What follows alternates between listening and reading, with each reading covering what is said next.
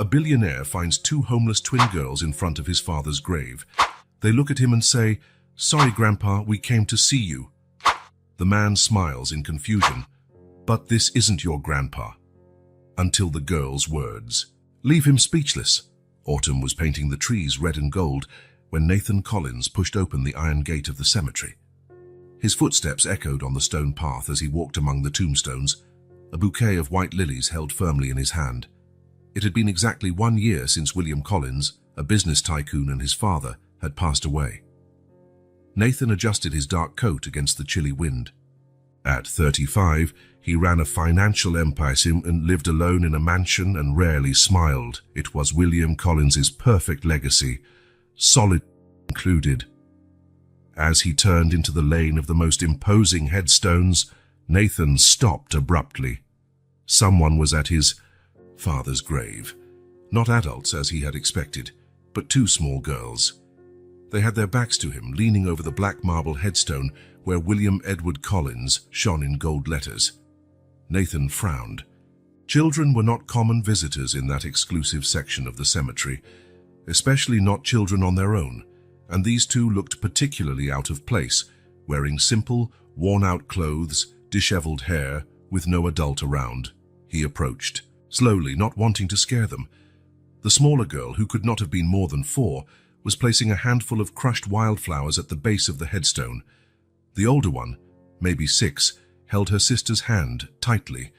Nathan was just a few steps away from them when he clearly heard the little voice of the younger girl. "Sorry, Grandpa, we came to see you." He froze where he stood. "Grandpa." These children were calling his father their grandfather. The older girl knelt and smoothed the freshly laid earth in front of the headstone. "Mom couldn't come. She's sick." Nathan moved a few steps, closer. Dry leaves crackled under his shoes, warning the girls of his presence. They turned around quickly, their eyes wide as if they were 2 pairs of headlights. What Nathan saw almost made him recoil. The older girl had striking blue eyes, the exact same shade of blue he saw in the mirror every morning. Collins' eyes. "Hello," he said, trying to keep his voice steady despite the turmoil forming in his mind. "Are you visiting this grave?" The older girl nodded, without letting go of her sister's hand. Both watched him with a mix of curiosity and caution. "We came to see Grandpa," the older one said. Nathan felt a strange wave coursing through his body. He looked at the headstone, then at the girls, a confused smile forming on his face. "But this isn't your grandfather," he said, pointing to the headstone. "This is William Collins. He was my father." The girls did not look surprised. In fact, the younger one broke into a small smile, revealing baby teeth. "Are you Uncle Nathan?" asked the older girl, her blue eyes studying his face. Nathan felt as though he'd been punched in the stomach. "Uncle? How did these children know his name?" "How do you know who I am?" he asked, his voice weaker than he intended. "Mom has pictures of you from the newspaper," the girl answered. "She said you looked like Grandpa when he was younger."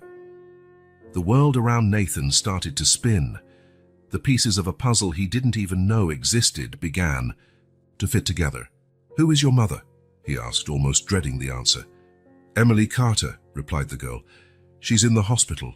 The lady at the shelter let us come because Mom always wanted to, but she can't." The girl's words knocked the ground out from under him. Emily Carter. A name that meant nothing to him, but suddenly felt like it meant everything. If William Collins was these children's grandfather, and Nathan had no siblings, at least none he knew about. "You, what are your names?" he asked, his mouth dry. "I'm Lily," said the older one. "And she's Sophie. We're Grandpa Collins's granddaughters." Nathan looked at his father's grave, then at the girls, and back at the grave again. William Collins, the man he thought he knew, apparently had another child, a son or daughter, and these children would be his nieces. "Are you staying at a shelter?" he asked, noting once again the worn clothes and neglected appearance of the girls. Lily nodded. "It's just for now, until Mom gets better." Nathan couldn't say anything else. A whirlwind of questions flooded his mind. Who was Emily Carter? How did she know his father? Why had William never mentioned another family? And if these girls really were his granddaughters, That meant Nathan had a brother or sister he'd never known. Looking at those two small, apparently neglected children, Nathan felt his entire world shake. Everything he thought he knew about his family was suddenly incomplete. And the worst part, the only one who could explain everything was now lying silently beneath that cold marble headstone. Nathan couldn't sleep that night. The image of the two girls in the cemetery wouldn't leave his mind. Lily and Sophie, William Collins's granddaughters, his supposed nieces, seated in his office with the lights of Manhattan shining through the panoramic window. He spun a glass of whiskey between his fingers without drinking. If these girls were truly the daughters of a sister he never knew existed, why had his father never mentioned anything? William Collins was not known for being sentimental, but hiding an entire daughter. Emily Carter, he murmured to himself. He opened his notebook and typed the name into a search engine. Thousands of results appeared, but none seemed relevant. He added William Collins to the search. Nothing significant. After a few minutes staring at the screen, Nathan made a decision. He picked up the phone and dialed a number he rarely used. "Frank, it's Nathan Collins. I need an urgent favor." Frank Dawson was head of security at Collins Enterprises, a former police officer William had hired years ago. If anyone could find information on Emily Carter, it would be him. "I need you to find everything about a woman named Emily Carter. She has two small daughters, Lily and Sophie. It seems they're in some shelter in the city. And Frank, be discreet." After hanging up, Nathan kept his gaze on the city through the window. Why did those girls affect him so much? Maybe because for the first time in years, something had broken through the bubble of predictability in which he lived. The cell phone rang at 7 in the morning. Frank had done his job efficiently. "Mr. Collins, I found your Emily Carter. She's 28, works as a nurse at Mercy Hospital. She's been admitted for 3 days with pneumonia. Her daughters Lily, 6, and Sophie, 4, are temporarily at the Hope Shelter in Brooklyn." "Are you sure it's the right person?" asked Nathan, already getting dressed. "Positive. I found her birth record. Mother is Margaret Carter, deceased 5 years ago, father not listed." Nathan felt a chill down his spine. "Send me all the details and the shelter's address." 30 minutes later, Nathan was driving his own car across the Brooklyn Bridge, something he rarely did.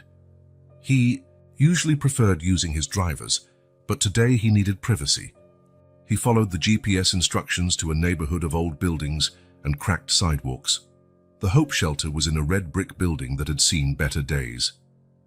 Nathan parked and took a deep breath before getting out. What would he say? How? Would he explain his presence? More importantly, what would he do if he discovered the girls really were his nieces? At reception, a middle-aged woman with graying hair looked up from a stack of papers. "May I help you?" "Good morning. My name is Nathan Collins. I'm looking for information about Lily and Sophie Carter." The woman's expression changed instantly. "Mr. Collins, the girls mentioned they met someone at the cemetery yesterday, but..." She looked him up and down. "I never imagined it would be you, the Nathan Collins." "Yes, well, they were visiting my father's grave," he explained, uneasy with the recognition. "They seemed to think he was their grandfather." The woman hesitated. "I'm Martha Wilson, the shelter's director. Why don't you come to my office so we can talk?" In the small office with files piled up and a wilted plant on the windowsill, Martha indicated a chair. "The girls arrived 3 days ago, when their mother was hospitalized. Emily is alone with no close family. The little ones had nowhere else to go." "What about their father?" asked Nathan. Martha shook her head. "There's no father in the picture. From what I understand, Emily has raised the girls alone since birth." Nathan hesitated before his next question. "Mrs. Wilson, the girls said my father, William Collins, was their grandfather. Does that mean that Emily would be your sister?" Martha concluded, raising her eyebrows. "I don't know all the details, Mr. Collins, but Emily mentioned once that her mother had a relationship with a powerful man who never acknowledged paternity." A knot formed in Nathan's throat.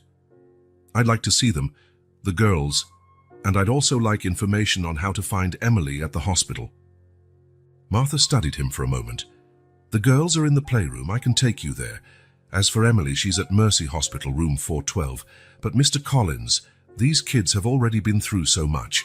If you're not planning to really be involved, maybe it's better not to raise their hopes." Her words hit Nathan like a slap. "I understand your concern, but I need to find out the truth."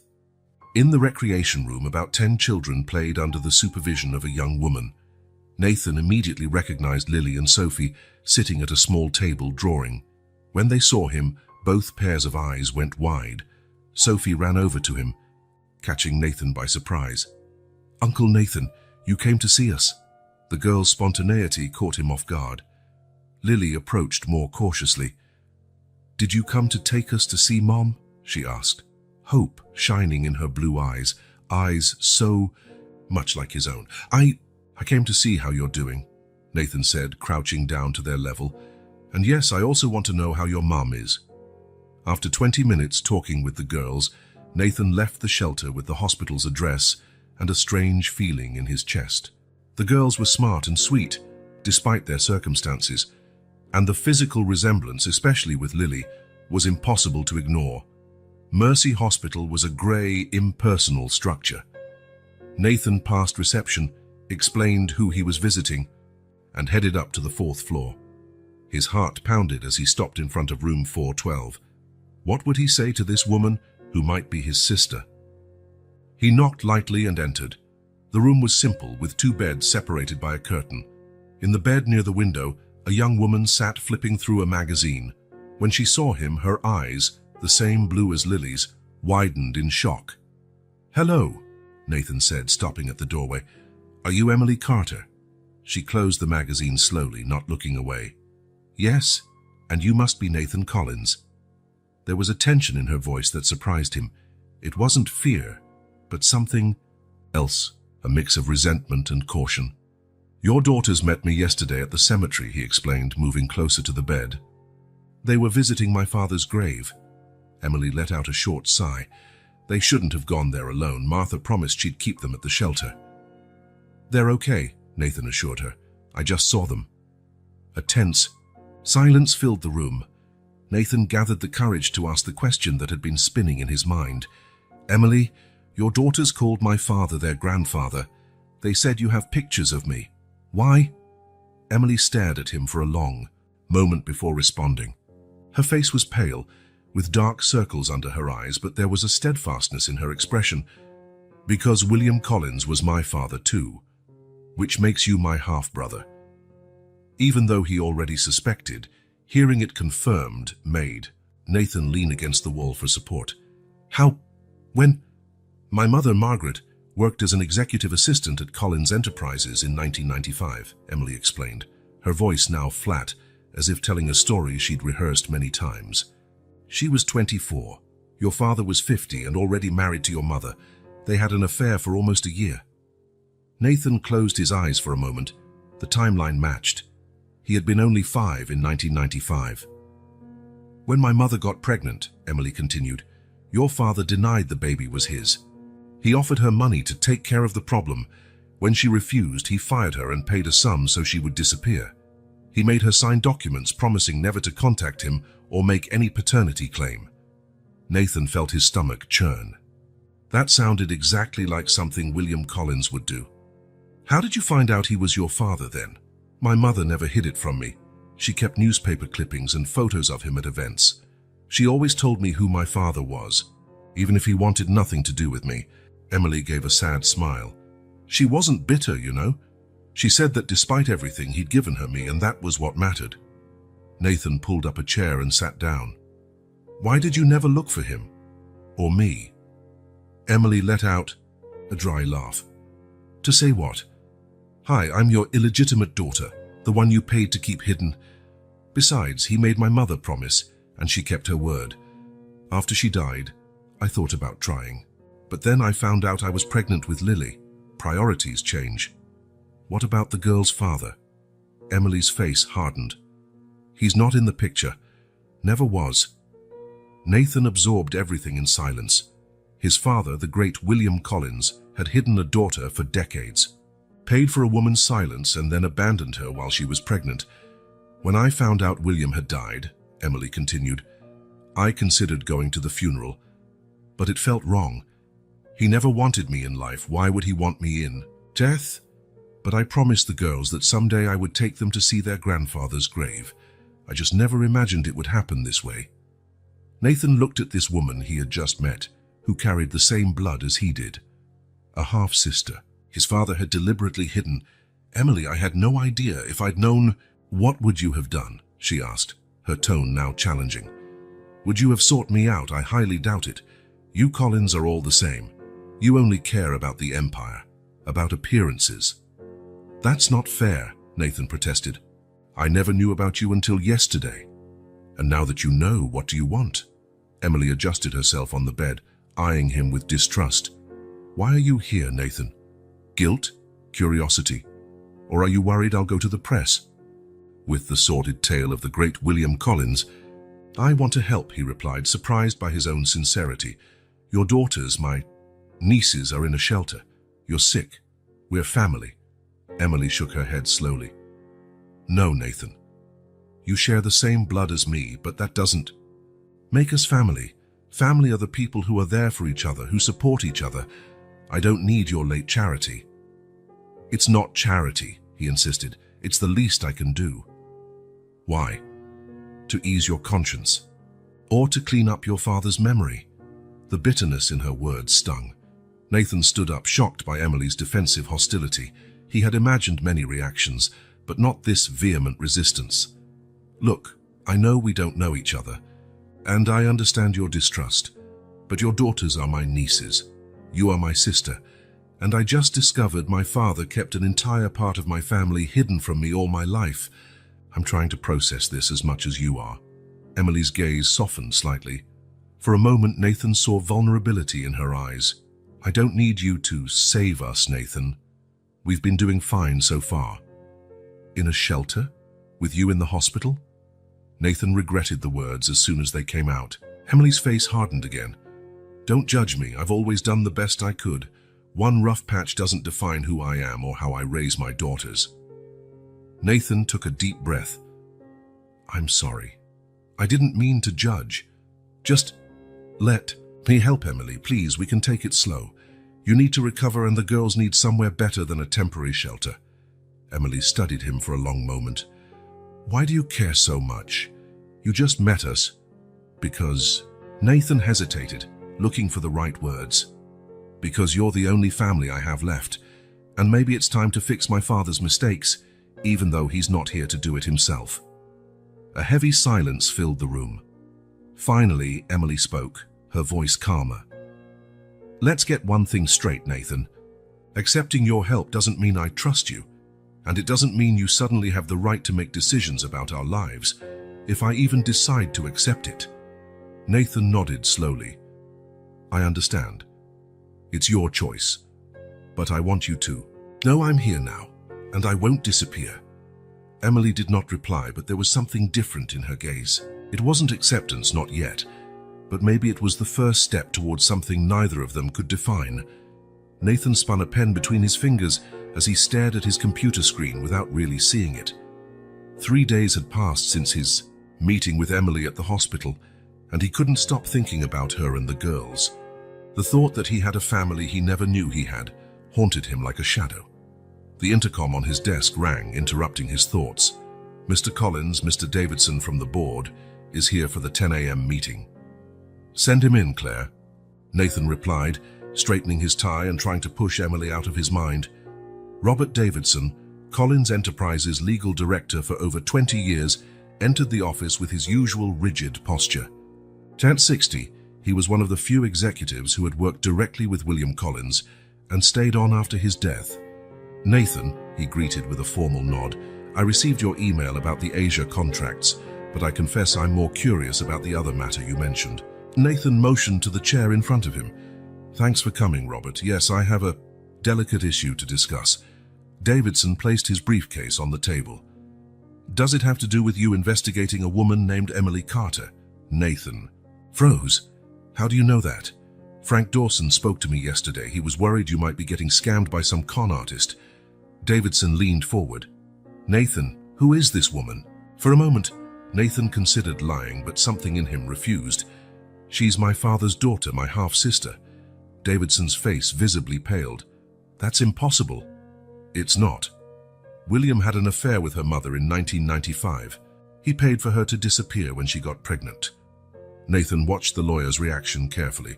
But you already knew that, didn't you, Robert? Davidson adjusted his glasses, clearly uncomfortable. Your father consulted me about some confidentiality agreements back then, but he never confirmed he had a daughter. Well, he did. And now she has two daughters, my nieces. Nathan stood and walked to the window. They're living in a shelter, Robert. Emily is sick, penniless, while I live in this. He gestured around the luxurious office. Corporate. Palace. Nathan, Davidson's voice took on a cautious tone. I understand your shock, but you must consider the implications. If this woman really is William's daughter, she might be entitled to a significant share of the inheritance. The shareholders would be furious, not to mention the scandal for the company's image. I'm aware, Nathan replied, more sharply than he intended. Furthermore, Davidson continued, how can you be sure she is who she claims to be? Have you considered a DNA test? There are many opportunists out there. Nathan turned to face him. Have you seen her daughters? Especially Lily, the older one. She has the same eyes as me, as my father. Coincidences happen, argued Davidson. Nathan, you were raised to lead this company. You're William's only legitimate heir. Don't throw it all away because of a possible mistake or worse, an elaborate fraud. His words hit Nathan like a punch. It was exactly the kind of thing his father would say. Protect the empire above all. Public image above the truth. I'm going to help her, declared Nathan, surprising even himself with the firmness in his voice. One way or another. Davidson sighed. If you're determined, at least be cautious. I suggest a confidentiality agreement before any financial assistance, and definitely a DNA test. After Davidson left, Nathan remained by the window, watching the bustle of Manhattan below. People in a hurry, each with their own story, their own family secrets.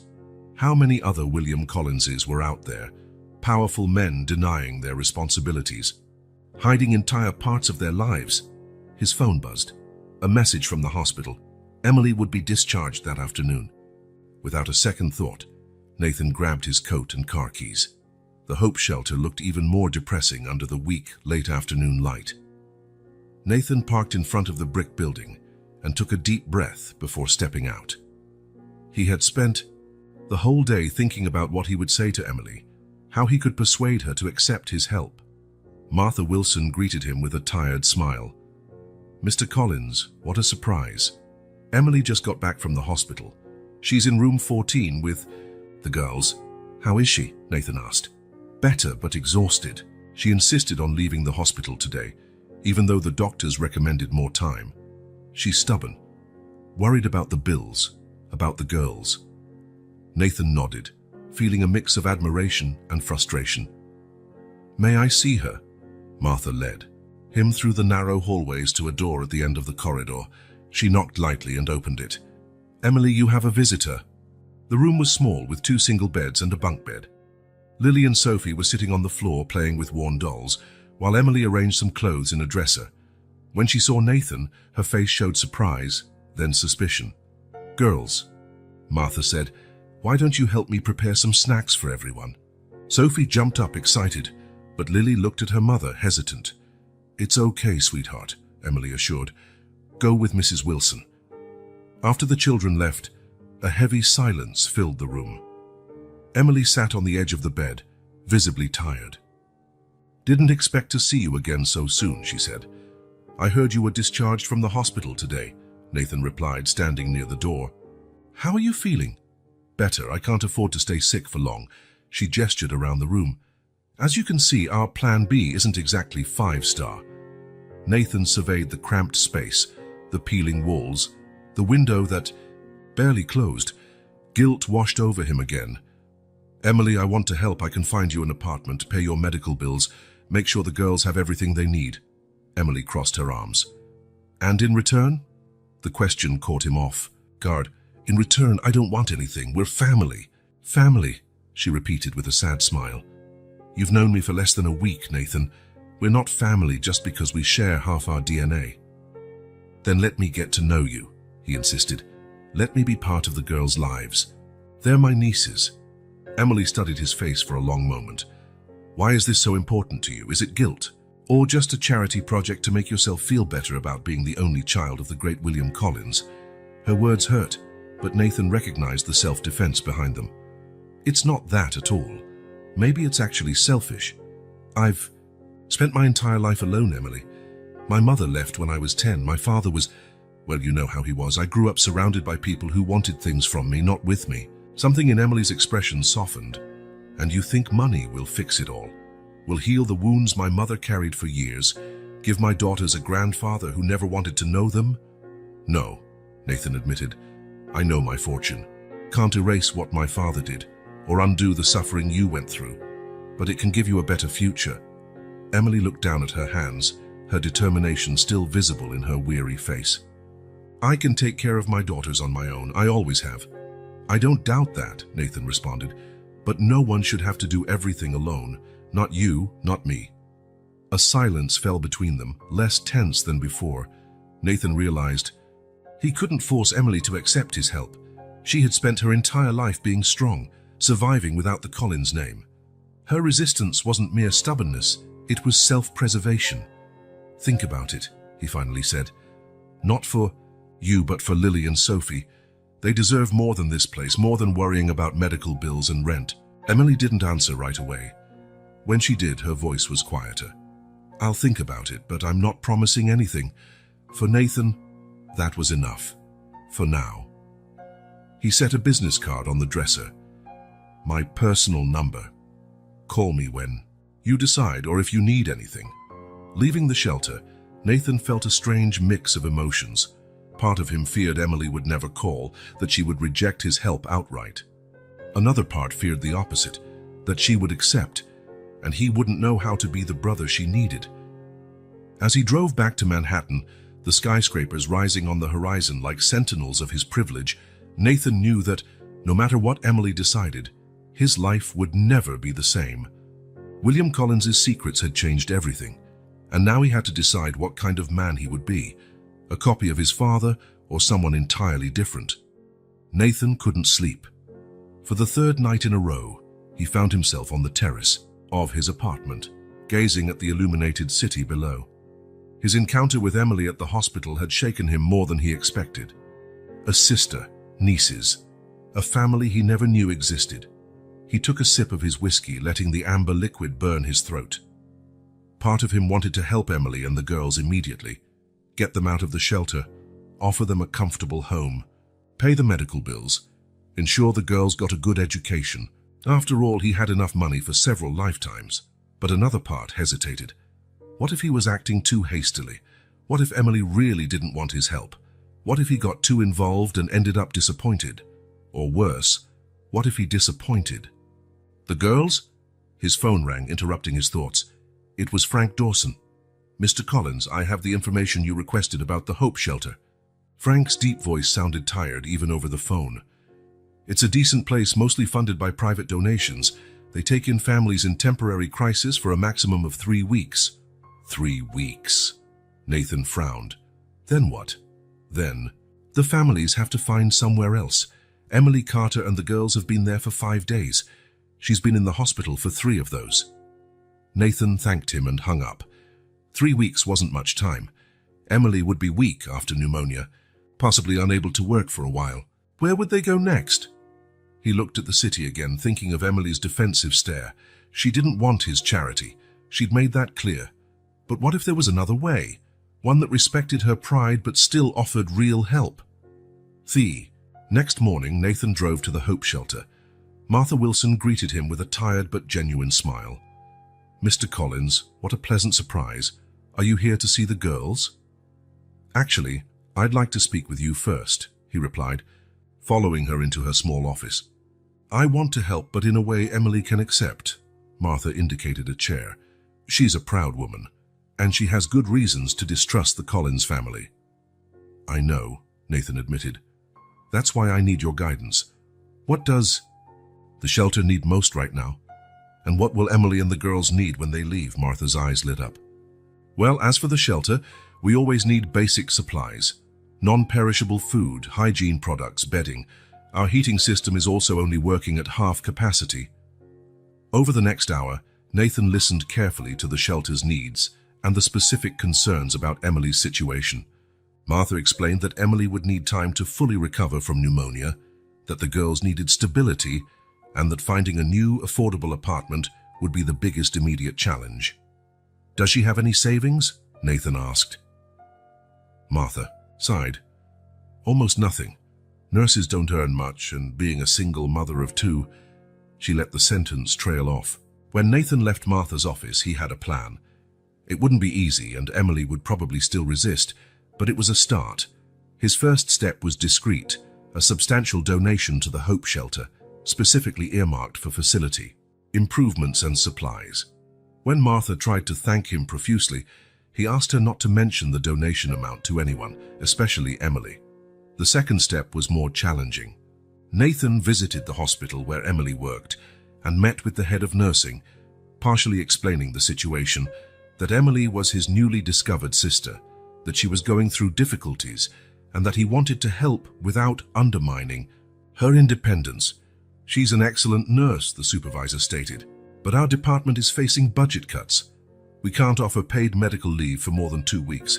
After a long conversation, they reached an agreement. The hospital would find funds to extend Emily's paid medical leave for a month, allowing her to fully recover. Nathan, of course, would be the real source of those funds, but Emily need not know that. 3 days later, Nathan finally visited Lily and Sophie at the shelter. The girls greeted him enthusiastically, especially Sophie, who ran into his arms as if she had known him for years, not weeks. "Did you bring presents?" she announced, pointing to a little pink backpack by the bed. "Sophie," Lily admonished her gently, "we don't ask for presents like that." Nathan laughed. "I didn't bring any presents today. But how about this? After we visit your mum at the hospital, we can stop for ice cream." The girls' eyes lit up, and even Lily couldn't hide her smile. At the hospital, they found Emily sitting up in bed, flipping through a magazine. She looked less pale than on his last visit, but still visibly weak. Her expression upon seeing Nathan was a mix of surprise and suspicion. "I thought you'd given up," she said after the girls left with a nurse to get juice. "Why would you think that?" asked Nathan, sitting in the chair beside the bed. "It's been almost a week. I figured maybe you realized we're too complicated for your lifestyle." Nathan smiled slightly. "Do you always assume the worst about people?" "Not about people. About the Collins," she responded. She studied his face. "So why are you here, Nathan?"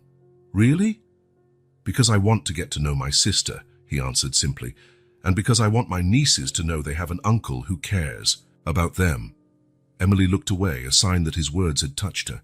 "And how long will this interest last? A month, a year, until something more important comes along?" "I can't predict the future, Emily. All I can promise is that I'm here now, and I want to be here tomorrow, too." When the girls returned, conversation shifted to lighter subjects. Nathan stayed almost 2 hours, listening to Sophie describe a drawing she had made at the shelter, and Lily explaining with surprising detail the book she was reading.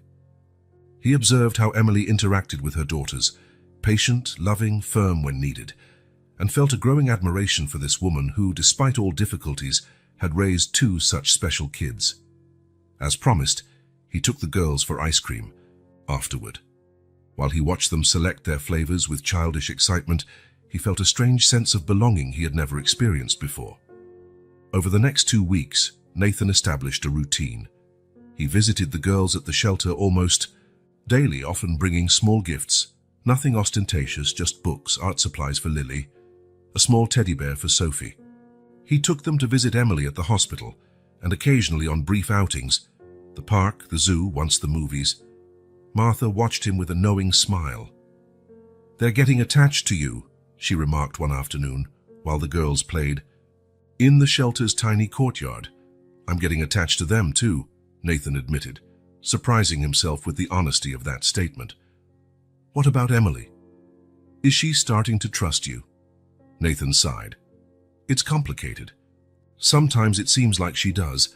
Other times I feel like she's just tolerating my presence for the girl's sake." Give her time, Martha advised. Emily carries deep wounds.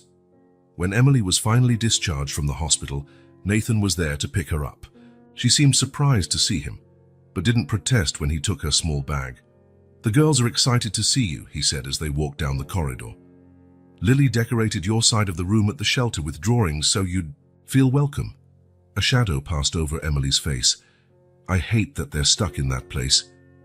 It's temporary, Nathan reminded her gently. What then? I don't have the money for a new apartment deposit.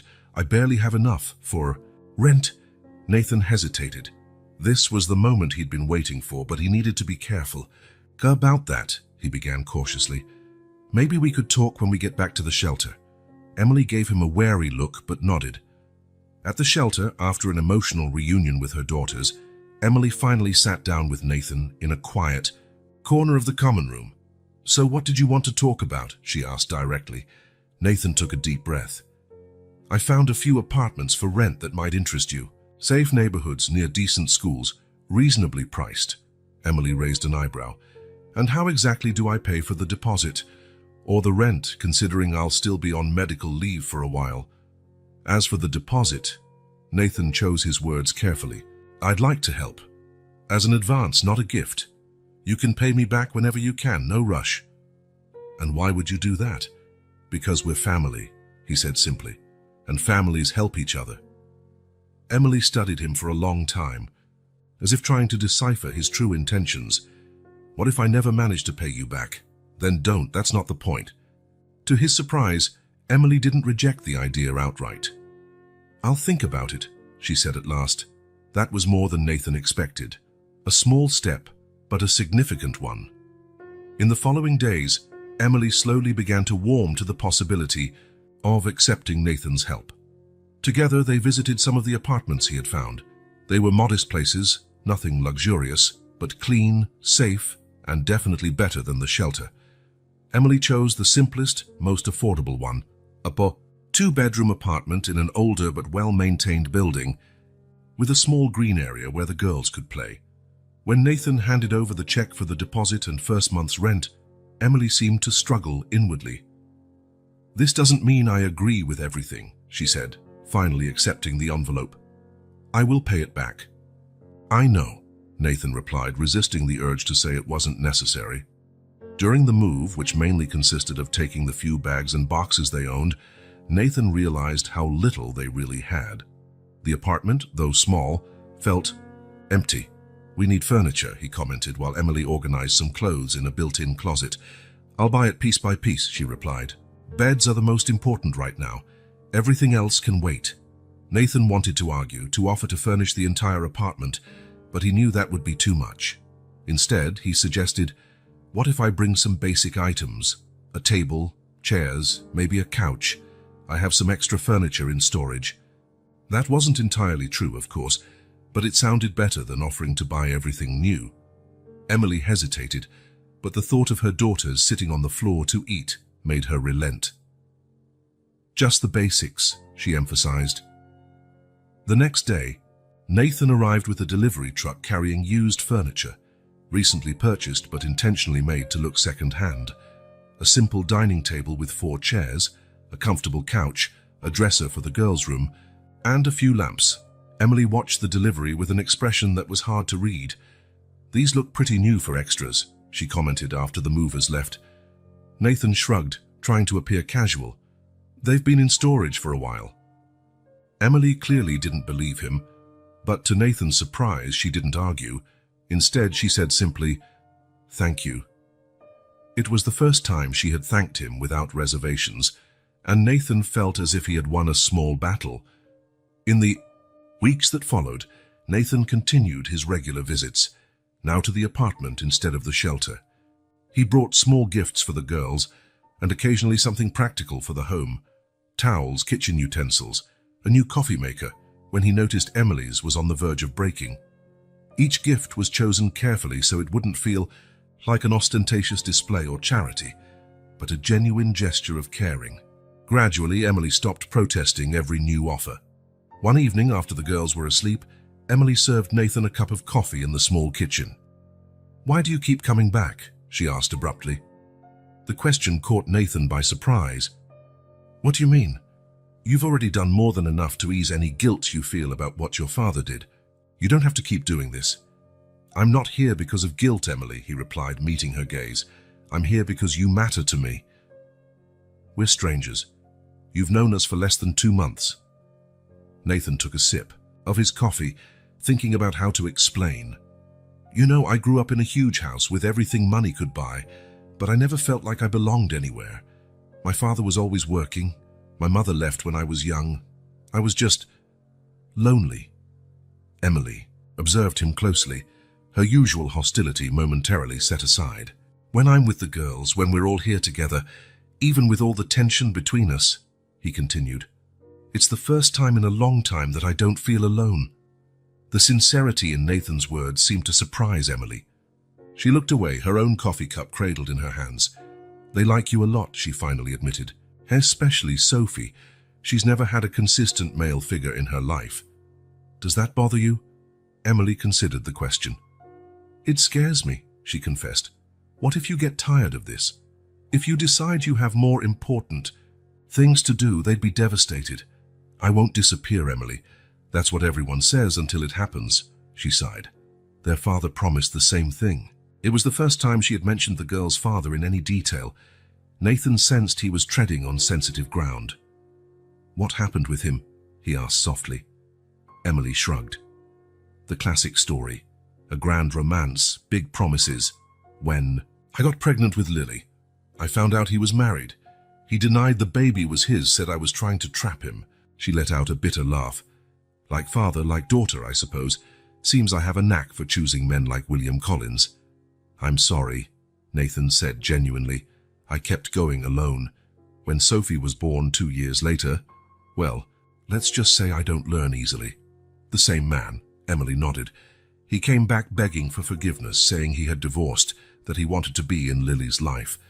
He was convincing. Her face hardened. Until his wife, the same one he never divorced, called me when I was 6 months pregnant. Nathan felt a growing anger toward this man he didn't even know. Do the girls have any contact with him? None. He moved out of state soon after, blocked my number. The last I heard from him was a lawyer offering an agreement to relinquish parental rights in exchange for me never requesting child support. She shrugged. I signed. I didn't want anything from him anyway. The conversation left Nathan pensive. Emily had every reason to be distrustful, first abandoned by her father, then by her children's father. Men who promised and failed. I'm not like them, he said finally. Everyone says they're not like the others, Emily replied, but her tone was more weary than cynical. Then I'll have to prove it, Nathan declared. Day by day, when Nathan left the apartment that night, he felt he finally understood Emily's resistance better. He was also more determined than ever to show her he could be trusted, that he wouldn't vanish like the other men in her life. On his drive home, his phone rang repeatedly. His lawyer, trying to reach him with urgent news about the legal implications of his involvement with Emily and the girls. But for the first time in his professional life, Nathan turned off his cell phone, determined not to let anything interfere with what truly mattered. Tomorrow he would deal with lawyers and their concerns. Tonight, he just wanted to remember the look on the girls' faces when he promised he would come back over the weekend to help assemble the small bookshelf he had brought, and the rare, precious moment when Emily smiled at him without reservations as he said goodbye. Small steps, small gestures of trust. It was only the beginning, but for Nathan, it meant everything. It was a perfect Saturday morning. Blue sky, pleasant temperature, a light spring breeze. Nathan was waiting in the parking lot of Emily's building, tapping his fingers on the steering wheel of the SUV he had rented especially for the day. He had sent a message 2 days earlier, inviting Emily and the girls to spend the day together. To his surprise, after 24 hours of silence, she replied with a simple, "Okay." When Emily appeared with the girls, Nathan couldn't help but notice how different the children looked from the first time he saw them at the cemetery. Their clothes, though simple, were clean and well cared for. Lily had her hair in a neat ponytail, and Sophie wore a yellow polka dot dress that made her look like a little ray of sunshine. "Uncle Nathan!"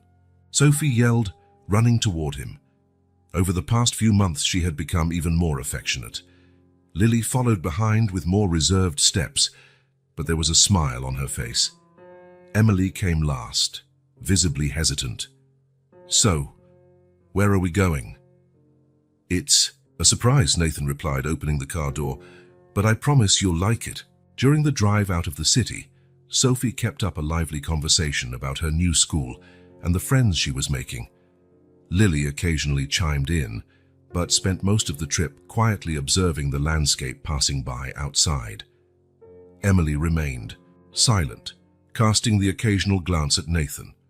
After almost an hour of travel, Nathan turned onto a private road leading to a secluded property. Large iron gates opened automatically as they approached. "What is this place?" Emily finally asked, breaking her silence. "An animal rescue retreat," Nathan said, parking near a renovated farmhouse.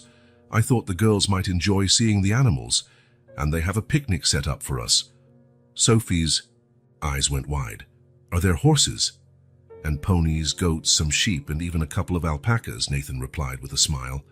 "And the best part, we can feed most of them." Lily's face lit up too, though she tried to hide her excitement. "I've never seen an alpaca up close." Emily seemed surprised at the choice of outing. "How did you find out about this place?" "A friend mentioned it once. He brings his kids here every month to volunteer." Nathan shrugged. "It's nothing fancy, but I thought it would be fun." Emily studied his face for a moment. "I thought you'd take us somewhere fancy, or to an expensive amusement park." "I can do that next time if you prefer," he said as they pulled out their bags. "But I thought something quieter might be better for us to get to know each other." A middle-aged woman wearing rubber boots and a straw hat came out to greet them. "Mr. Collins, welcome. I'm Martha, the head caretaker, and these must be the girls you told me about. Ready to meet our four-legged friends?" The next few hours passed like a dream. Sophie squealed with delight at every new animal, while Lily proved surprisingly adept with them, especially a stubborn pony that, according to Martha, rarely let anyone near. Nathan watched Emily gradually relax, first just watching her daughters, then joining in the fun. When she laughed out loud, seeing Sophie try to imitate an alpaca's sound, Nathan felt something warm in his chest. It was the first time he'd really seen her happy. During the picnic, seated on a large checkered blanket under a leafy tree with a view of the horse pasture, conversation flowed more naturally than ever. "How did you know Lily would love the animals?" Emily asked as the girls explored a nearby vegetable garden with Martha. Nathan bit into an apple. "She has a lot of books about animals. I noticed the last time I was at your apartment." Emily looked surprised. "You paid attention?" Of course, why wouldn't I?" Emily was silent for a moment, fiddling with her sandwich without eating.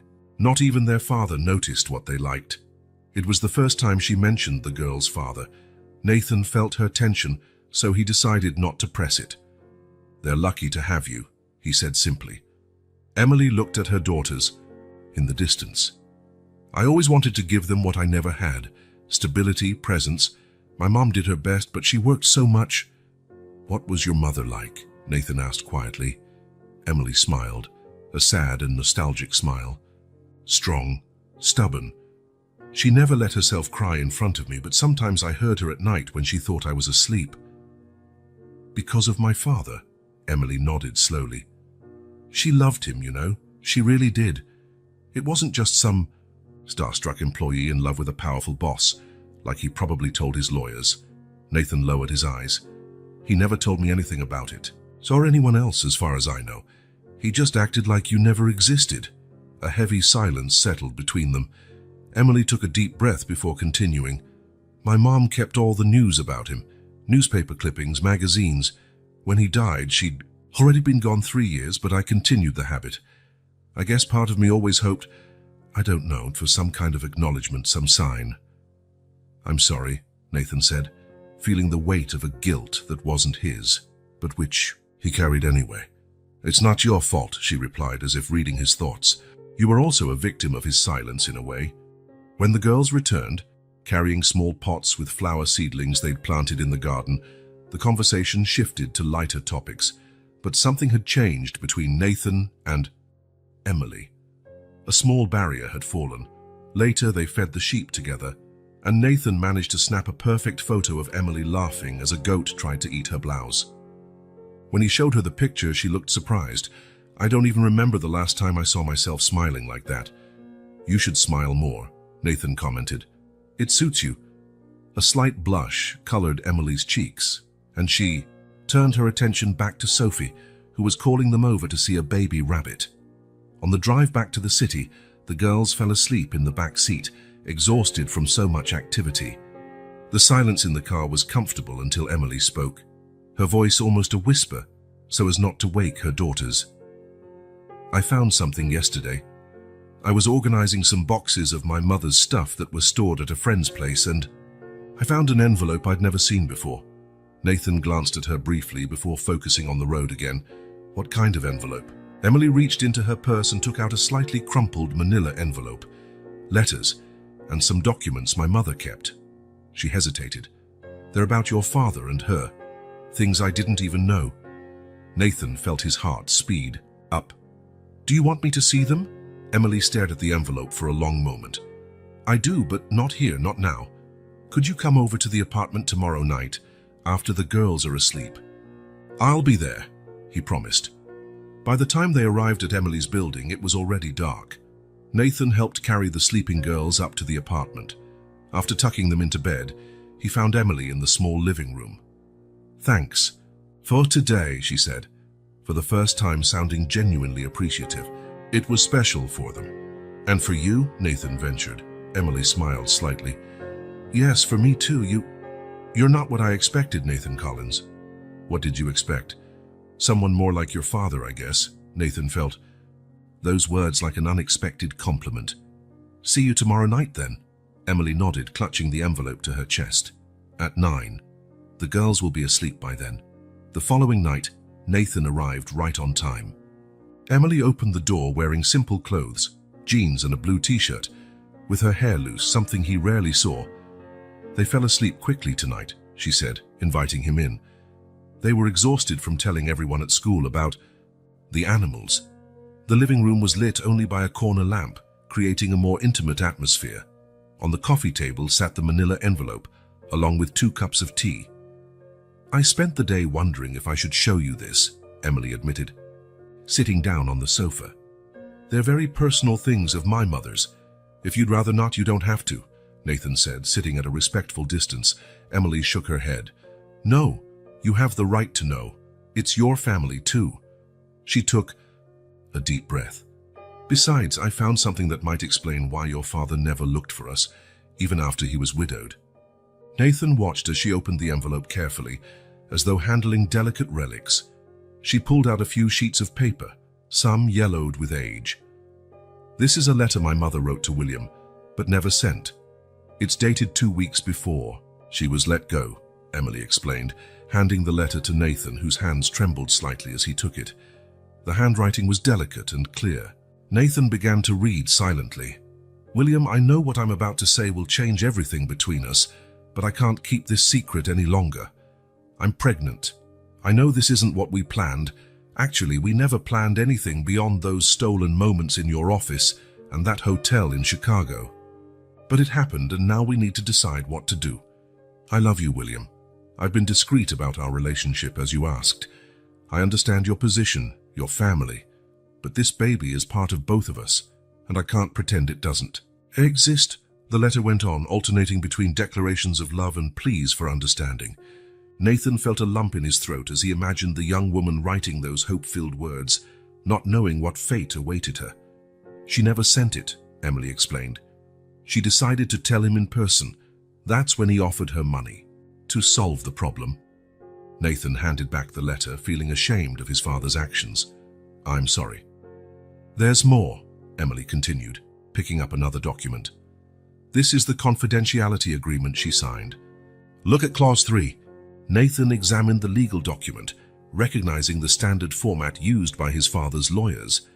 Clause 3 stated that Margaret Carter could not, under any circumstances, contact any member of the Collins family, including William himself, his wife, or his son. If she violated the agreement, she'd have to return all the money plus a penalty, Emily explained. "My mother used that money to start over. to give us a life. She couldn't risk losing it all. Nathan shook his head, incredulous at his father's calculated coldness. But after he was widowed, that's where it gets even more. Surprising, Emily interrupted, picking up another sheet. This is a report from a private detective dated 2015, a year after my mother died. Nathan took the paper, confused. It was a professional report detailing Emily Carter's life. Then 19, a nursing student, working part-time in a diner. It even included a photo of her leaving college. I don't understand, he muttered. Your father hired someone to investigate. Me, Emily said, her voice trembling now. He knew my mother had died. He knew where I was, what I was doing. He knew about me, Nathan. Realization struck Nathan like a punch. He knew, but he never made contact. Emily nodded, tears shining in her eyes. He chose to keep ignoring us even when there was nothing stopping him from meeting his daughter. Nathan set the report on the table, feeling an increasing anger toward the man who had raised him. William Collins had had the chance to correct his mistake, to meet his other daughter, but he had chosen silence again. There's one more thing, Emily added, her voice almost a whisper. She hesitated, then produced another sheet. It's a copy of a DNA test, Nathan frowned. What do you mean? From what I gather, at some point he must have gotten a sample from me. Maybe a strand of hair, I don't know. He confirmed what he already knew. I'm his daughter, 99.9% certainty. Shock left Nathan speechless. His father had secretly confirmed paternity, yet still chose to do nothing. Not to acknowledge Emily, nor to let Nathan know he had a sister. Without thinking, Nathan reached out and took Emily's hand. To his surprise, she didn't pull away. They remained like that for a few moments, united by the silence and the shocking revelations about the man who had brought them together and kept them apart at the same time. He doesn't define us, Nathan finally said. What he did, the choices he made, we don't have to carry that. We can choose differently. Emily gave his hand a slight squeeze.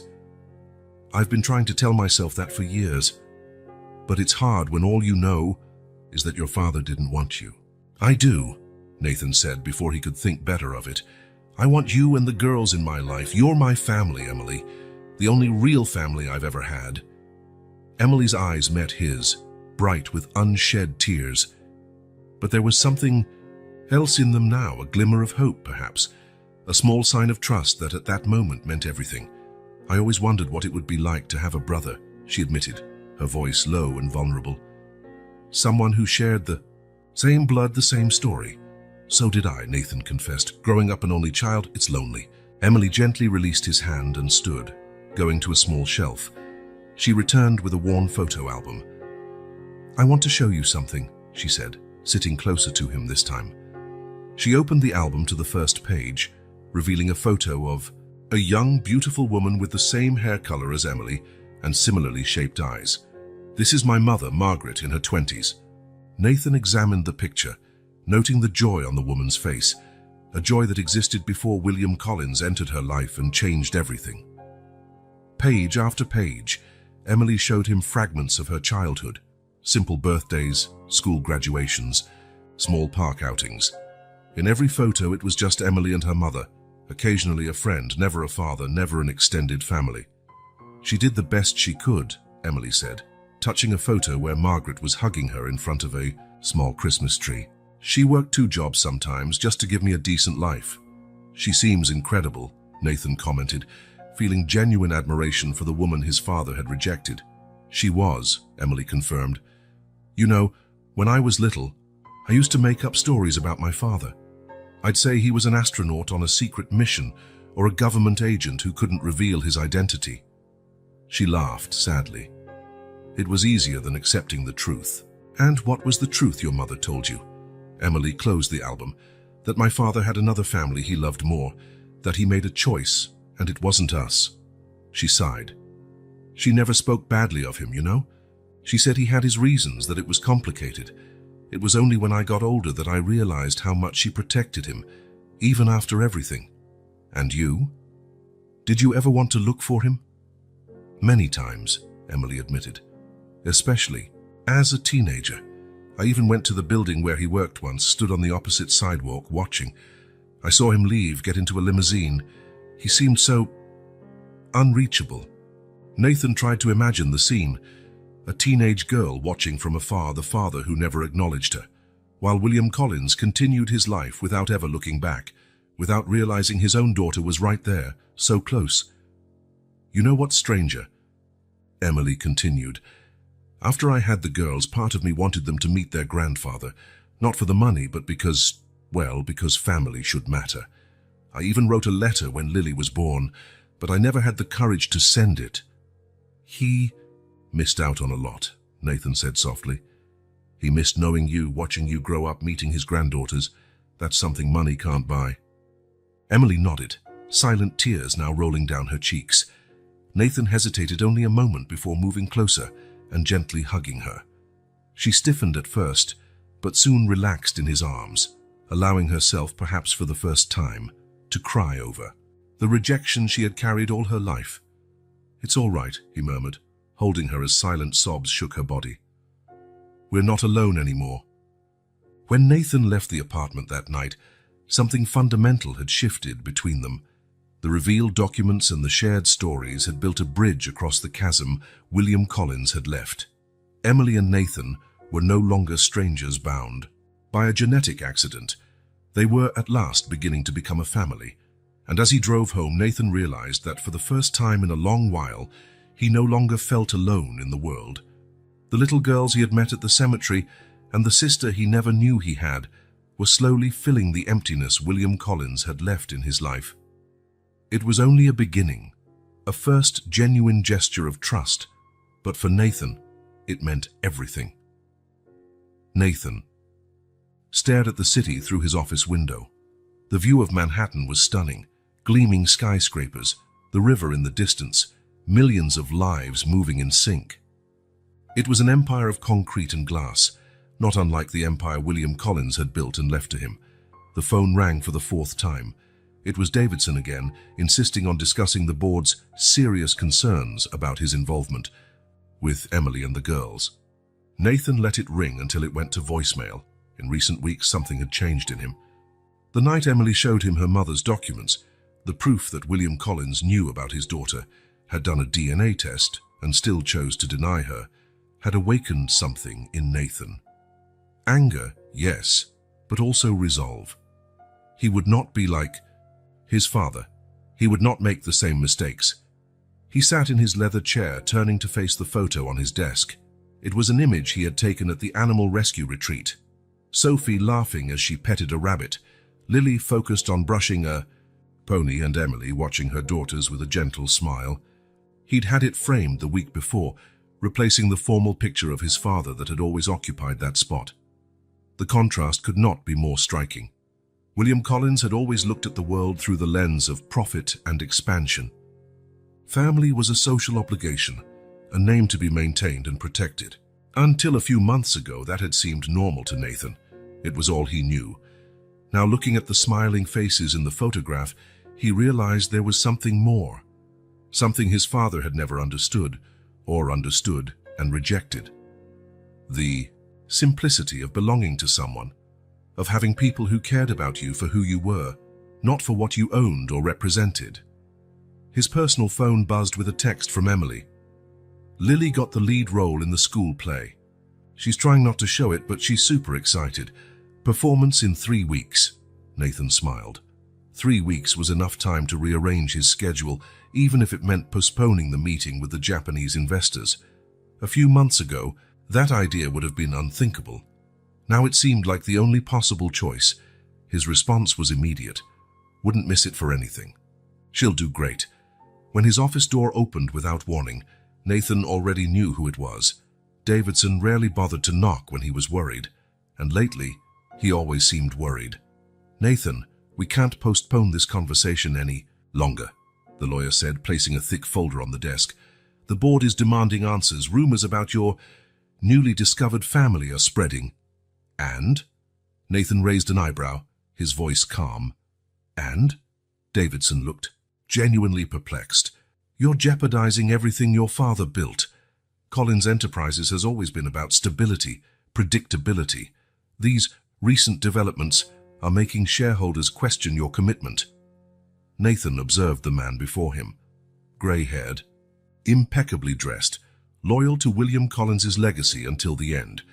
Davidson probably knew about Emily from the start. Maybe he had even advised Nathan's father to bury that secret. My commitment, Nathan repeated each word slowly, is exactly where it needs to be. Right now, we have to focus on what's best for the company, Davidson insisted. The agreement I proposed would settle everything quietly. A generous sum to Emily Carter and her daughters, in exchange for permanent confidentiality. Nathan stood feeling a strange calm despite the tension of the moment. Robert, how long did you work with my father? 30 years? The lawyer seemed confused by the sudden change of subject. 32. Then you must have known him well. Tell me, was he happy? The question clearly caught Davidson off guard. Happy? William was unsuccessful, respected. He built an empire. That's not what I asked. Davidson adjusted his tie, uncomfortable. His happiness came from achievements, Nathan. He wasn't a sentimental man. He knew how to separate business from personal distractions. Nathan nodded slowly. And that includes discarding a daughter as if she were an inconvenient accounting error. That situation was complicated. No, it wasn't, Nathan replied firmly. It was pretty straightforward, actually. My father had a daughter. He rejected her because she didn't fit into his plans. He paid her to disappear. And then, even knowing the truth, he chose to keep it hidden. Simple as that. Davidson remained silent, unable to argue against the harsh reality. Have you ever wondered, Nathan went on, if that explains why my father died alone, why I could barely spend an hour in the same room with him without feeling suffocated, why his only real connection was with this company? He walked back to the window, looking out at the city for a moment before turning to face Davidson again. I'm not going to make the same deal with Emily. I'm not paying to keep my own. Sister and niece is silent like some dirty secret that needs hiding. Nathan, be reasonable. We're talking about your father's legacy. Exactly, Nathan interrupted. His legacy, not mine. And I'm beginning to realize I may not want to carry it the same way he did. The lawyer paled. What does that mean? Nathan picked up the photo from the desk, looking at the smiling faces again before replying. It means I'll be at the board meeting tomorrow, and I'm going to tell them the truth. The whole truth. That William Collins had another daughter. That I have a sister and 2 nieces, and that I intend to acknowledge them publicly as part of the Collins family. Davidson looked horrified. You can't be serious. The shareholders will panic. The press will turn this into a circus. Probably, Nathan agreed with a calm that surprised even himself. But for the first time in my life, I feel like I'm doing the right thing, not just the expected thing. And if the board votes against you, if they threaten your position, the question hung in the air between them. Nathan knew it was a real possibility. The men and women on the Collins Enterprises board were his father's generation, conservative, concerned about appearances, averse to personal risks. Then maybe it's time to reconsider what really matters, he finally answered. This building, this company, or the people who by some miracle came into my life and showed me there's something more? Davidson shook his head, seeing the determination in Nathan's face. They'll all be there tomorrow, prepared to question every decision you've made these past months. I'll be ready, Nathan replied. After the lawyer left, Nathan looked again at the photo in his hand. Fear was still there, of course. Fear of failing as a brother and an uncle. Fear of losing what his father had built. Fear of not being strong enough to uphold this new vision of family he was trying to create. But for the first time, fear didn't feel paralyzing. Because now there was something bigger at stake. He picked up his phone and typed a message to Emily. Can I come? Over tonight? I need to talk to you about something important. Her reply was quick. Sure. The girls are asking when you're coming. Sophie made cookies in her cooking class and saved some for you. Nathan smiled. Cookies probably crooked and burnt. Made by a 4-year-old. Something so simple, so insignificant to most people. But for him, right then, it felt like the most important thing in the world. He took one last look at the city view before grabbing his coat. The Collins empire would still be there tomorrow, whatever the outcome of the meeting.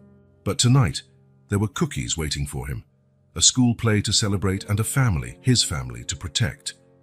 And for the first time, the path ahead seemed perfectly clear. The rain fell softly as Nathan and Emily walked through the park, near her apartment. The girls had stayed with a neighbor, giving the siblings a chance to talk without interruption. In recent months, these moments alone had become precious, an opportunity to fill in the gaps of their separate lives. "My mother wrote to him several times," Emily said suddenly, as they took shelter under a tree. "Not just to William, but to your mother too." Nathan frowned. "To my mother? You never mentioned that before." Emily shrugged, looking at the puddles forming on the path. "I didn't think it would matter. After all, no one replied." "How do you know that?"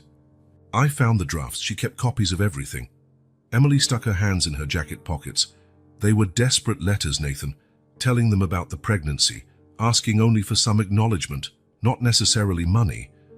She even sent a newborn photo of me." Nathan felt a tightening in his chest. The idea that his mother, Victoria Collins, knew about Emily was something he had never considered. He'd always seen William as the villain in this story, or so he thought. "How? Many letters?" "At least 12 over 2 years." Emily turned to look at him. "I always assumed your father just threw them away unread. But now, I wonder if your mother intercepted them." The suggestion hit Nathan like a punch. Victoria Collins, the always proper and cold matriarch, who had left the family when he was 10. She had always blamed William's infidelities for the separation. She never mentioned a pregnant mistress. "I need to check something," he said, his mind already churning with possibilities. "Do you have copies of those letters?" "Some of them. Want to see them?" Nathan nodded. "And I need to visit my parents' old house." The Collins mansion had remained virtually untouched since William's death. Nathan rarely went there, preferring his apartment in the city. But now, as he walked through its silent halls, he looked for answers that might be hidden among those walls. His mother's office, a room William had never remodeled after she left, was exactly as she had left it. Shelves of books, an elegant desk, and that mahogany chest that was always locked in the corner. Nathan remembered asking about it as a child, only to receive evasive answers. It took almost an hour of rummaging through drawers to find a small golden key hidden in a secret compartment in the desk. When he finally opened the chest, his heart raced. Letters, dozens of them organized by date, some still in their original envelopes, others carefully unfolded. The handwriting was unmistakable, the same as the copies Emily had shown him. Letters from Margaret Carter to Victoria Collins, begging for compassion from one woman to another. Nathan sat on the floor, reading letter after letter, each word intensifying his anger. His mother had known, she had always known. She had not only ignored the desperate pleas of a pregnant woman, but had actively concealed Emily's existence. In one of the letters, Margaret had written, "I'm not asking your husband to publicly acknowledge our daughter.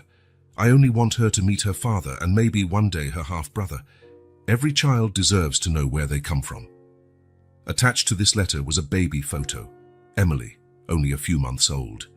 On the back, the date and a simple message, "Emily Carter Collins, your daughter."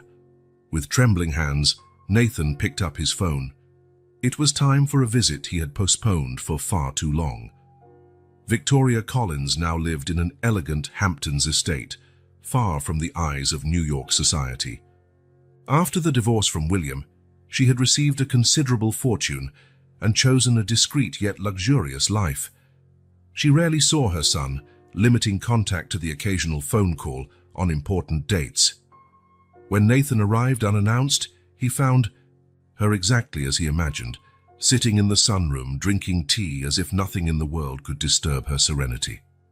At 65, Victoria maintained the austere elegance that had always defined her.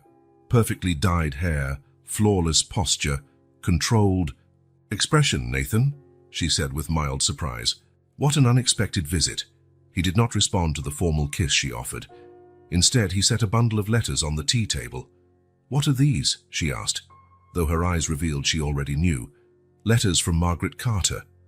All addressed to you. All about Emily, the daughter father had with her. My half-sister. Victoria took a sip of her tea, as if needing time to organize her thoughts. I see you've been digging through old things. Are you not going to deny it then? Deny what exactly? Her voice remained calm, almost clinical. That your father got a secretary pregnant. That she tried to use the child to get money. It's an old story, Nathan. The coldness of her response fueled Nathan's anger further. She didn't want money. She just wanted Emily to meet her father, to know who he was. Victoria shifted in her chair, finally meeting his eyes. She wanted much more than that. She wanted legitimacy, recognition, a share of the Collins fortune. So what if she did? Nathan raised his voice. Emily was his daughter. She had just as much right as I do. Don't be naive, Victoria retorted, dropping her serene facade. You think she was the only one? Your father had affairs constantly. If we opened that door, we'd soon have dozens of women claiming they had his children. But Emily was actually his child. You knew that. You had her photos. There's no denying the resemblance. Victoria averted her gaze. I did what was necessary to protect our family. Protect, Nathan almost shouted. You destroyed part of it. You condemned an innocent child to grow up without a father, a woman to raise her daughter alone. I did what any mother would do, Victoria responded, her voice hardening. I protected my son. I protected your future, your inheritance. My inheritance, Nathan repeated bitterly. That's what this is about? Money? Don't oversimplify, she shot back. It was about your place in the company, in society. William was weak. If he acknowledged an illegitimate child, he'd soon divide everything among multiple offspring. I wouldn't let your future be jeopardized. Nathan shook his head, incredulous. So while you fought with father over his infidelities, you simultaneously hid the consequences of one of them. What kind of hypocrisy is that? Victoria stood up, clearly shaken. You don't understand how it was. Our marriage was already falling apart. If that woman and her child officially entered our lives, I would lose everything. William might have left me for her. So it wasn't about protecting me, Nathan concluded, disappointment evident in his voice. It was about you. I did what I thought was best at the time, Victoria insisted, her voice trembling slightly now. And afterward? After you and father split? After he died? Why did you never tell me about Emily? Victoria hesitated, and for the first time Nathan saw something in her eyes he'd never seen before. Guilt. It was too late, she said quietly. What good would it do? Reopen old wounds? You not only hid Emily from me, but condemned her to a difficult life for your own selfish reasons, Nathan accused. Do you know how she grew up? How many hours her mother had to work to provide for her, while you lived here in this palace, pretending to be the wronged wife? Victoria sank back into her chair, suddenly looking smaller, more fragile. I was afraid, she confessed in a low voice. Afraid of losing everything if William acknowledged the other daughter. Afraid you'd hate me if you found out. Then, I just didn't know how to tell you. Nathan looked at the woman before him, elegant, controlled, calculating. His mother, who always seemed so sure, so certain of her decisions. Now he saw only a frightened person who had made terrible choices to protect her own comfort. Emily has 2 daughters, he finally said. Your granddaughters, Lily and Sophie. Wonderful children you'll never meet. Victoria raised her eyes, surprised. Nathan, don't be drastic. We can work this out like adults. Maybe I can meet them now, offer some compensation. Compensation? Nathan laughed without humor. You think you can just buy your way back? Pay to clear your conscience? I'm trying to do the right thing now, Victoria argued. It's too late, Nathan replied, standing up. Emily grew up without a father because of your choices. The girls grew up without grandparents, and I spent my whole life believing I was an only child, dealing with a loneliness you helped create. Victoria reached out a pleading hand. Nathan, please, I'm your mother. He regarded her for a long moment, feeling a mix of pity and disappointment. A mother who hid my sister from me for 30 years, who threw away letters begging for help, who put money and status above. An innocent child. Nathan gathered the letters from the table. I have to go. Emily and the girls are waiting for me. My family is waiting for me. "And what about me?" Victoria asked, her composure finally breaking. "Are you just going to cut me out of your life?" Nathan paused at the door, casting one last look at the woman who had raised him. "I don't know, Mother. I really don't know if I can forgive this. I'm going to need time."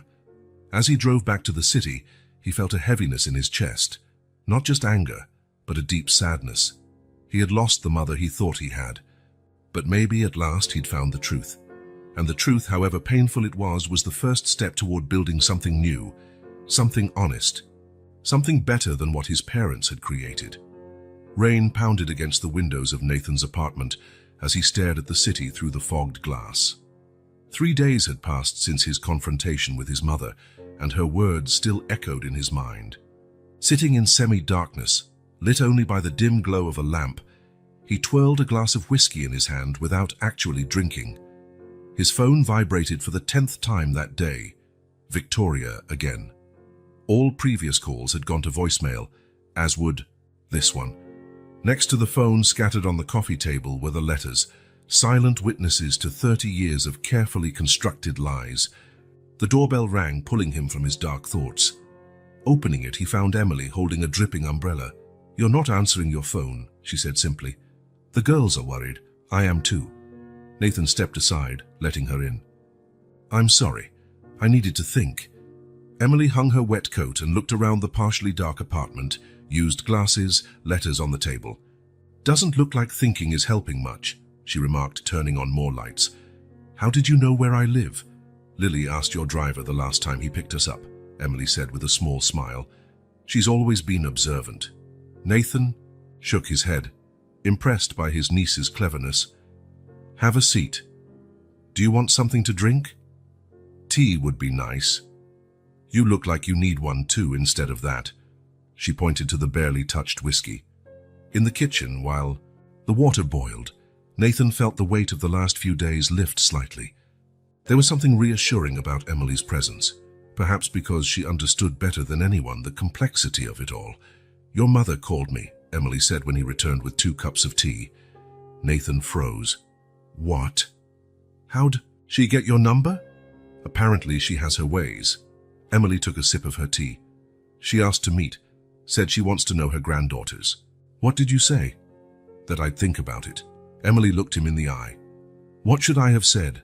Nathan sat, feeling exhaustion weigh on him. "I don't know. Part of me wants to keep you and the girls as far from her as possible. And the other part? The other part remembers that despite everything, she's my mother."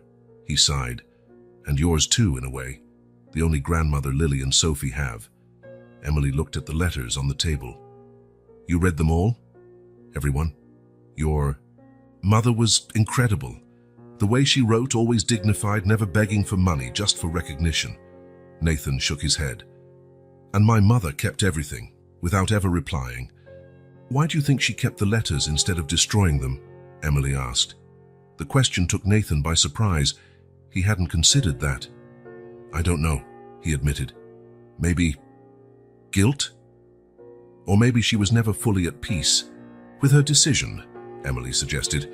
"People are rarely all good or all bad, Nathan, even when they do terrible things." Nathan looked at his sister with a new understanding.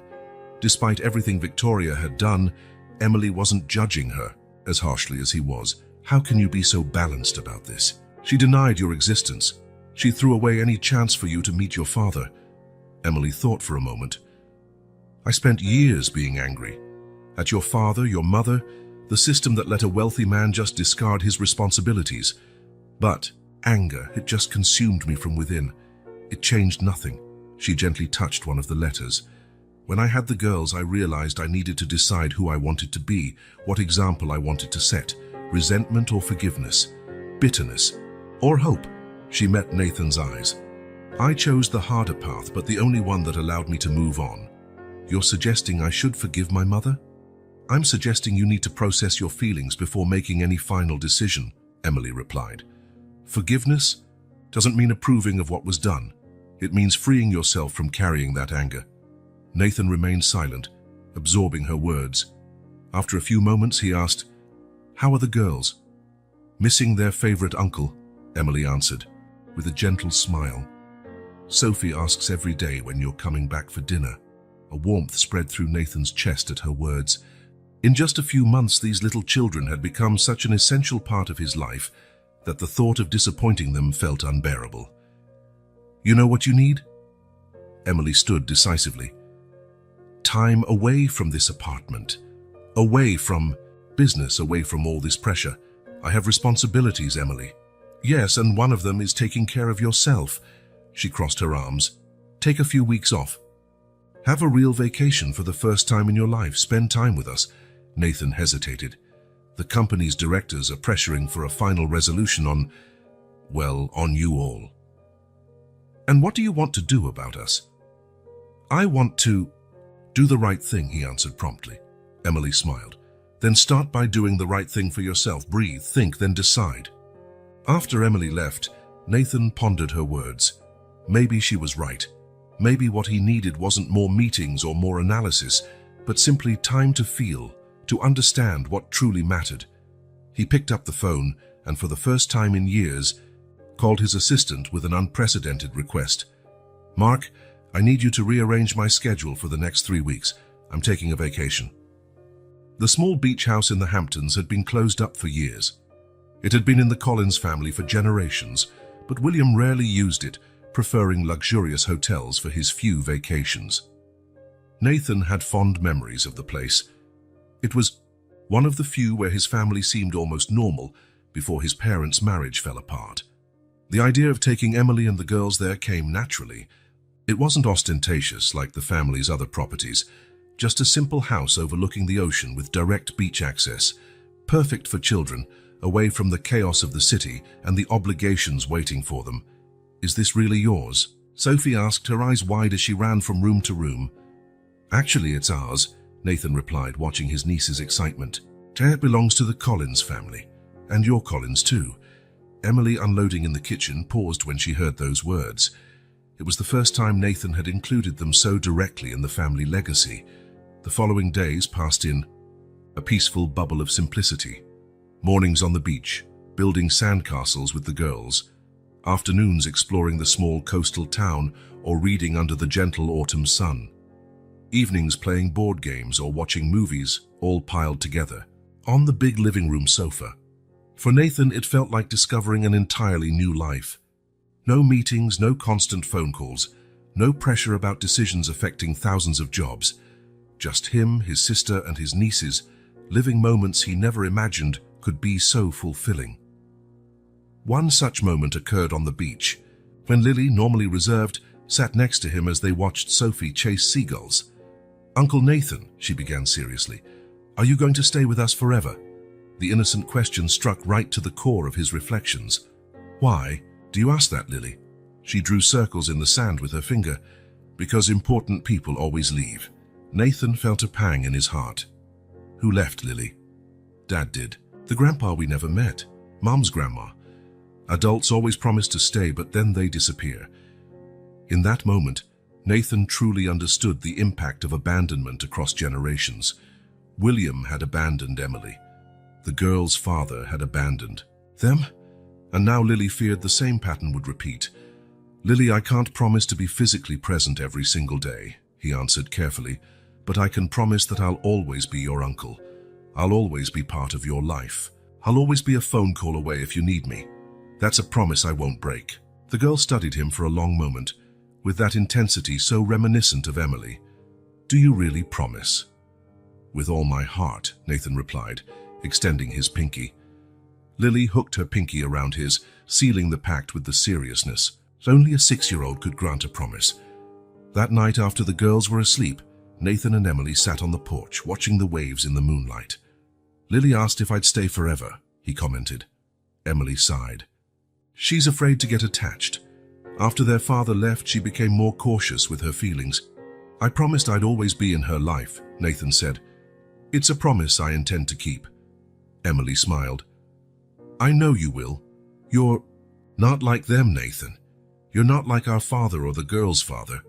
How can you be so sure? You've only known me a few months. Because I've seen them. Men like our father, who see people as disposable pawns in their power games. She looked him in the eye. You could have done the same. You could have offered us money in exchange for silence. You could have simply disappeared from our life. But you're here, building sandcastles with my daughters and making promises you plan to keep. Nathan felt a weight lift from his shoulders. When I found the girls at the cemetery, I thought it was just guilt over something my father did. But now, he searched for the right words. Now I realize you're the family I've always wanted. A real connection, not based on obligations or appearances, even with all the problems we bring, especially with them, Nathan replied, smiling. Real people have real problems. That's what makes them, well, real. When they returned to the city after 2 weeks, Nathan was different, calmer, more centered, and absolutely sure about his next steps. The Collins Enterprises conference room was full when Nathan walked in. Directors, lawyers, and his mother, all waiting to discuss the situation, as they had carefully labeled it. Victoria Collins looked older since their last encounter. Her face, normally impassive, showed signs of sleepless nights and constant worry. When her eyes met Nathan's, he saw something rare in them, uncertainty. Davidson, ever formal, began the meeting with a detailed account of the family situation and its potential implications for the company. Documents were handed out, numbers presented, hypothetical scenarios laid out. Nathan listened patiently. When it was finally his turn to speak, he rose calmly. I appreciate the thorough analysis, Robert, but let's address the central point. I discovered I have a sister, Emily Carter, my father's daughter with Margaret Carter. Emily has 2. Our daughters, my nieces, Lily and Sophie. He looked directly at each person in the room. These aren't hypotheses or possibilities. They're facts. Davidson cleared his throat uncomfortably. Nathan, no one is questioning the biological relationship. The question is how to handle this situation in a way that protects the company and its legacy. The situation, as you call it, was created by my father, who chose to deny his own daughter, Nathan said, his voice resolute, and was perpetuated for 30 years by my mother, who hid the truth even from me. Victoria paled visibly. Nathan, we've already talked about this. I did what I thought was best at the time. Yes, we did talk, and I've spent the last few weeks thinking it over. Nathan opened a folder in front of him.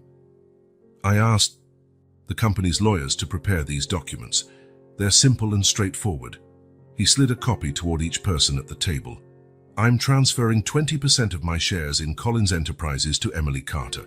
Additionally, I'm setting up a trust fund for Lily and Sophie, guaranteeing their educational and financial future. A murmur spread through the room. Davidson was the first to react. Nathan, this is impulsive. Those shares represent a considerable fortune and a significant voting power in the company. I'm aware, Nathan responded. I'm also aware my sister was deprived of her birthright for 3 decades. This is just the first step toward correcting that wrong. Victoria stood, her usual composure finally breaking. I can't do this. Think of the company, your father's legacy. I'm thinking of his legacy, Nathan replied calmly, and deciding which part of it I want to preserve and which part needs to be corrected. He turned to his mother. For years, you and father built an empire based on secrets and personal sacrifices. You made a lot of money but lost much more of your humanity. I won't follow the same path. The directors began voicing their objections, talking about the impact on share prices, public perception, potential instability for the business. Nathan listened patiently, then spoke again. My decision is made. The documents are prepared and will be filed today. You can work with me to make this transition easier, or I can find a new management team that will. The firmness in his voice silenced even the most vocal opponents. One by one, the directors and lawyers began to leave the room until only Nathan and Victoria remained. Why are you doing this? She asked, her voice more vulnerable than he had ever heard. Is it to punish me? Nathan shook his head. It's not about punishment, Mother. It's about doing what's right, about creating a different kind of family. And me? Victoria looked suddenly frail. Do I still have a place in this new family you're creating?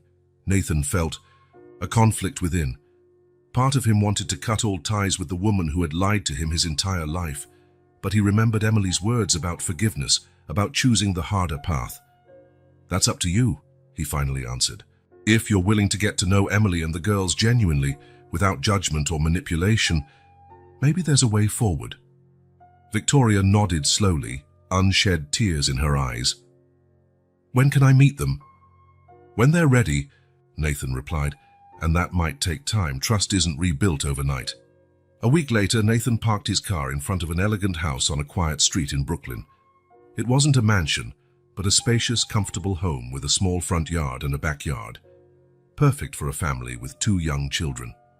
Emily waited on the sidewalk, disbelief written on her face as she looked at the house. "You're joking, right?" she asked when he approached. Nathan handed her a folder. "Deed, keys, all the necessary documents. The house is in your name." Emily shook her head, visibly moved. "Nathan, it's too much. First the company shares, now this." "It's not too much," he interrupted gently. "It's what should have been yours from the start. A fair share of the Collins legacy." "I don't know what to say." "Say, you'll accept. That you'll leave that cramped apartment and give the girls a yard to play in, their own rooms, a safe neighborhood." Emily looked again at the house, then at her brother. "Why? Why are you doing all this?" Nathan smiled. "Because we're family. Because Lily and Sophie deserve stability. And because you deserve a new beginning." At that moment, the girls ran out of the car. Sophie immediately clung to Nathan's legs, while Lily gazed at the house with wide eyes. "Are we going to live here, Uncle Nathan?" Sophie asked, jumping with excitement. "Yes, Princess, this is your home now." Lily approached cautiously. "Forever, forever," he confirmed, remembering the promise he'd made on the beach. Emily finally smiled, giving in to the emotion of the moment. "Want to show us around, former owner?" As they walked up the path, Nathan felt a calm certainty settle in his heart. Collins Enterprises would go on, adapting to the changes he had put in motion. His mother would have time to reflect on her choices and perhaps someday build bridges with the family she had denied. As for him, he finally understood where his true legacy lay. Not in the buildings bearing the Collins name, not in bank accounts or corporate shares, but in the bonds he was forming with these 3 people who had come into his life so unexpectedly. In Lily, with her precocious wisdom and observant eyes. In Sophie, with her contagious joy and spontaneous hugs. And in Emily, the sister he never knew he needed, whose strength and capacity for forgiveness inspired him to be a better person. As he watched the girls dart from room to room, exclaiming over their new bedrooms and the swing in the backyard, Nathan realized he had found something far more valuable than any fortune, a place where he truly belonged. A family built not out of obligation or blood alone, but by choice, by effort, by genuine love. It was a new beginning for all of them. A future free from the secrets and lies of the past. A path rooted in the trust they had carefully nurtured. Conversation by conversation, moment by moment, Emily approached him as they watched the girls explore the backyard. "Thank you," she said simply, her voice full of emotion. "Not just for this," she gestured to the house, "but for not giving up on us when it would have been so easy to do so." Nathan smiled, feeling a peace he had never known before. "I should be the one thanking you, for showing me that family is so much more than a name or an inheritance. Here's where you find your home." As the sun began to set, painting the sky in oranges and pinks, Nathan knew he had finally found his true inheritance, not in the company vaults or in his father's business dealings, but in the smiles of his nieces and the acceptance of his sister. An inheritance no amount of money could buy, and one no secret from the past could ever destroy.